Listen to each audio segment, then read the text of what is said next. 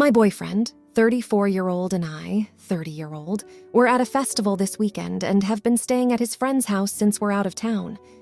We've been dating for 6 years, and he's always had a weird thing about his phone. We finally decided to make a big move in our relationship this year, and I moved in with him and relocated since he lived in a different town.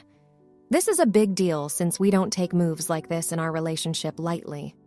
However, he's still very weird about his phone. If mine isn't handy and I need to look up something on Google Maps or on the internet, he'll be right over my shoulder and/or will cut my time on his phone short. Last night, my phone was at the very bottom of my bag and we all wanted to take a photo together. So I grabbed his phone for a quick photo and he ripped it out of my hands so fast it was so embarrassing. I was so upset I left and got myself a hotel for the night. He's now gaslighting me, telling me that I'm the paranoid one, but I'm standing my ground, telling him his actions aren't normal unless he's hiding something from me.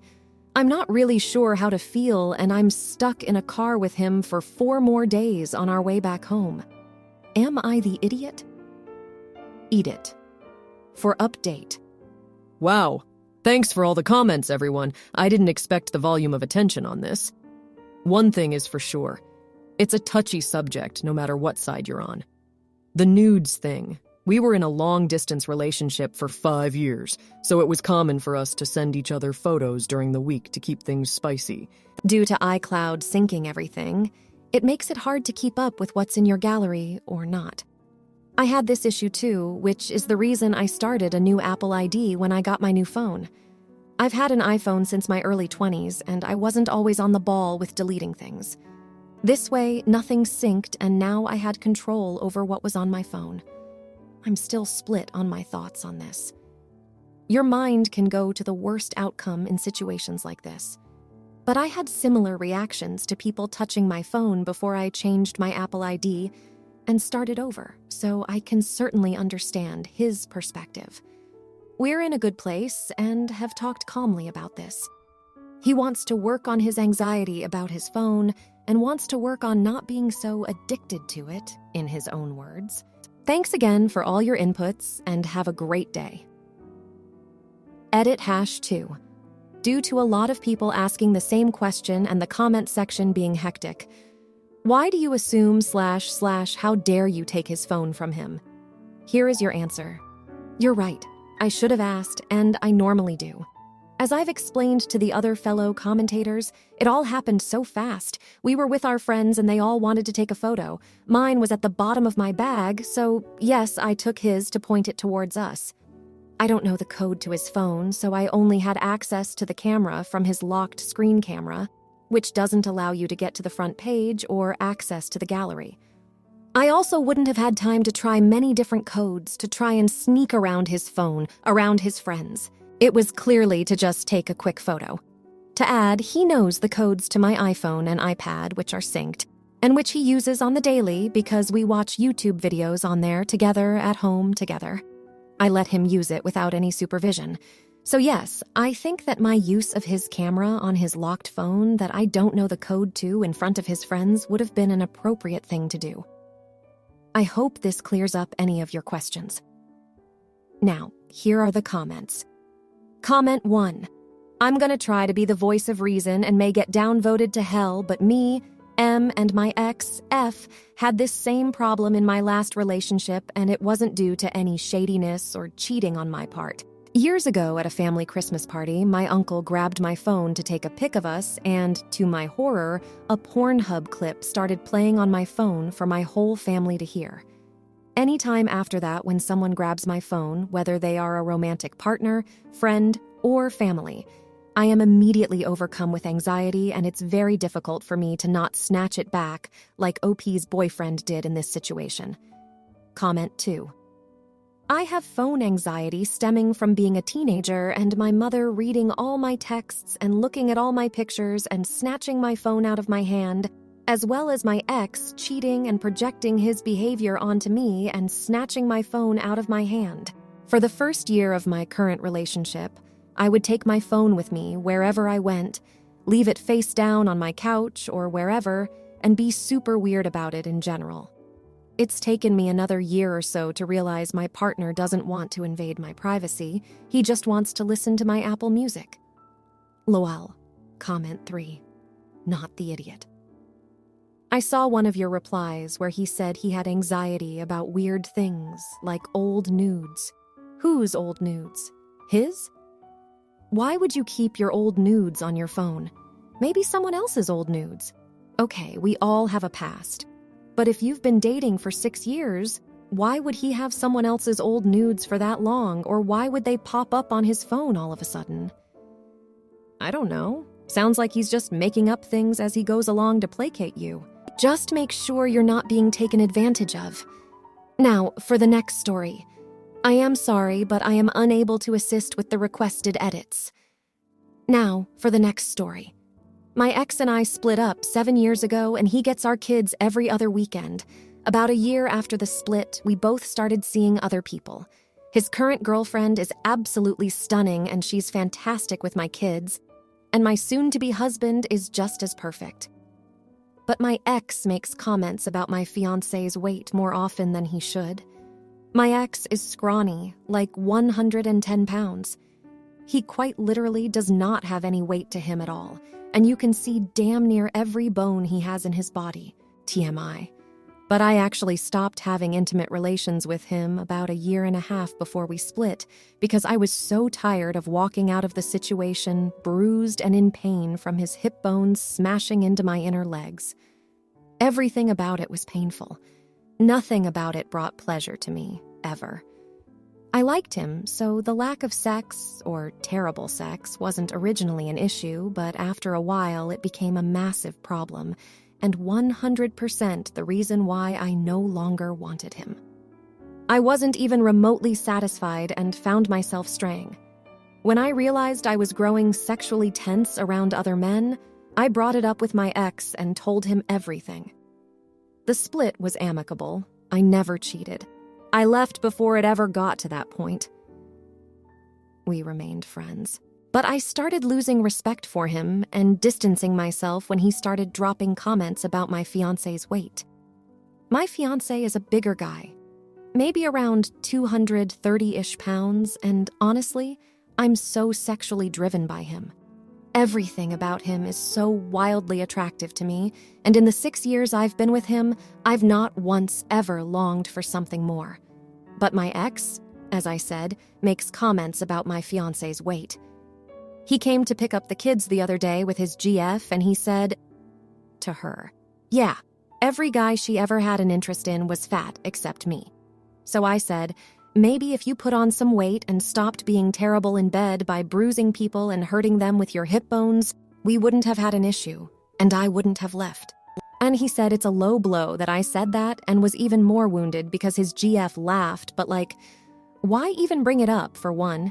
And why continuously comment on my fiancé's weight anyhow? Now, here are the comments. Comment 1. When I met my husband, I hated it too.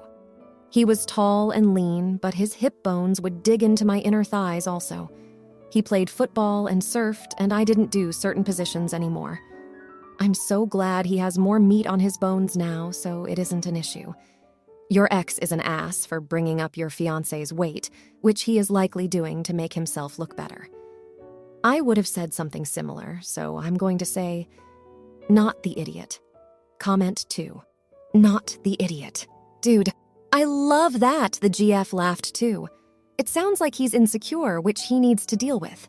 I'd hate for his insecurity to ruin his relationship with you as a co-parent and his relationship with GF, who has the potential to be a great bonus parent. Comment 3. Not the idiot. I'd even go so far as to say that he's the bigger AH for talking negatively about people behind their backs. At least you had the guts to say something to his face, play stupid games, win stupid prizes. Now, for the next story. My fiancé is 6 feet tall. Let's get that out of the way. She's not insecure about it. The opposite, actually. She kinda has a superiority complex about it, actually. One of her college friends, Lexi, is 5'1". The rest of her friend group is 5'4" to 5'8", so both Lexi and my fiancé stick out when they take photos together. Her friend group are also her bridesmaids. Yesterday, my fiancé came to me and told me that she was thinking of demoting Lexi from the wedding party because she takes attention away from my fiancé in photos and wanted my help thinking up an excuse that wouldn't damage her friendship with Lexi. I asked her if she was serious, and she said that she was. I tried to gently explain that friendship and happiness are more important than aesthetics, but she wouldn't listen. Eventually, I got fed up and told her, "Hannah, I love you, but you're being a bridezilla. Lexi has been your friend for more than a decade, and you want to exclude her for something she not only has no control over, but also something so superficial as the way she looks. You could gently ask her to wear higher heels, I guess, but completely cutting her out of the wedding party is heartless. I don't know how you're not seeing it. You can have whoever you want in the wedding party, but if you demote Lexi, I'm gonna have to reconsider if you're really the type of woman I want to marry." She accused me of emotional blackmail and left for her mom's place. Now she's giving me the silent treatment, and her mom texted me a scathing rant because I made her cry. Am I the idiot? Now, here are the comments. Comment 1. Not the idiot. If she's worried about pics, have them stand in order by size, shortest on end, and be particular about everyone's heel sizes. She is being a bridezilla, and if she'll connive that way against her friend, I don't see things going great for how she'll treat you in ways you wouldn't know about. Comment 2. Not the idiot, dude. Run! She's self-absorbed and she has to go get her mommy involved? This isn't going to be a fun marriage for you. She's going to expect to get her way every time she cries. Comment 3. Not the idiot. Update us when you call off the wedding. If she would treat a friend this way, imagine how she would treat her own child who was shorter than her or born a little person. Now, for the next story. I say this with a lot of hesitation, but my sister-in-law, her husband, and their child are all severely obese. Both my sister-in-law and her husband are over 300 pounds, and their daughter, who is 12 years old, is easily pushing 200. They are the type of people to buy a smoker and giant chest freezer for over $3,000, but fail to pay their mortgage, land tax, and ask the family to help them out. When they are called out on this, their response is, "Making sure my family is fed is my top priority." I understand that family should be a priority, but when you're feeding 3 people enough food for 10 people a day, it's absolutely an issue. Last year, we invited them to our events twice, and both times they ate the food so quickly that a lot of people didn't even know there was food available. I vividly remember them putting 3 hamburgers, 4 hot dogs, and almost half a container of pasta salad on their plates, and still going up for seconds and thirds.